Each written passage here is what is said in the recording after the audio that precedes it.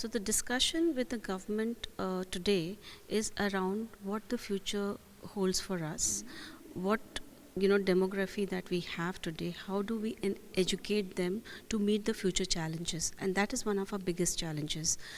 we it was being touted as one of our advantages, that we have 65% of young population in a graying world, and that we will be the largest work pool in the next 15 years. However, if we do not train and educate our students to be globally competitive, it's going to become a disaster. And so that's the challenge that the government is very cognizant of. So what industry chambers like us are doing is actually doing research in finding out what is it that the new industry or the new economy holds for us, what changes. The biggest challenge today we have, that the technology innovation is actually taking away jobs from various sectors like automobile, banking, etc. And therefore, for challenge for us is how do we actually educate our children to get into the new job scenario, which are the sectors where jobs would be there, how do we actually bring in the policy reforms and direct our children to take up skill sets, educate them in particular skill sets that will help them get jobs or become self-employed.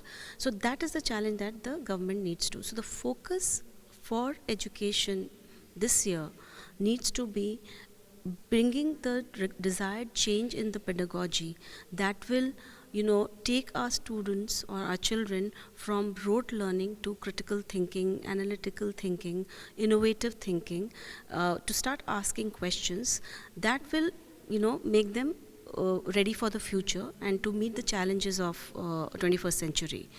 Now, to bring those pedagogical changes,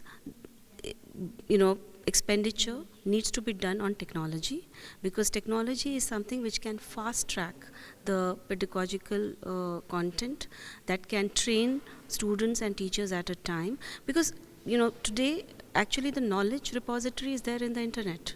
So a child needs to be guided by teacher, and since we have dearth of teachers today, technology can be used appropriately. So the budget allocation should go in building those capacities both at the school and higher education level.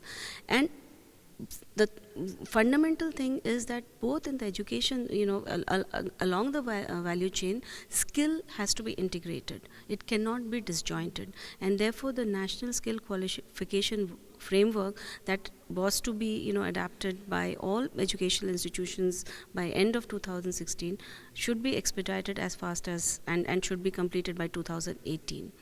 And as I already mentioned, that the right to education should be in the hand of students. So we have to move away from institutional funding to the student funding mode.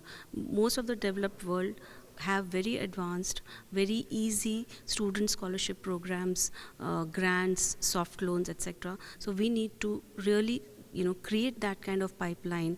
So maybe a budget allocation of 10,000 crores, to actually come up with a 5 million scholarship for at least 20,000 rupees for each child for next 3 years. That needs to be planned.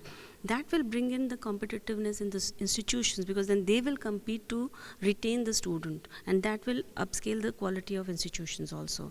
And as I have been saying, autonomy of good institution is paramount, but what we are seeing of late is more and more government interference at the state level. I think that needs to be curbed, because if interference of governments continues, it will kill innovation, it will kill excellence of institutions.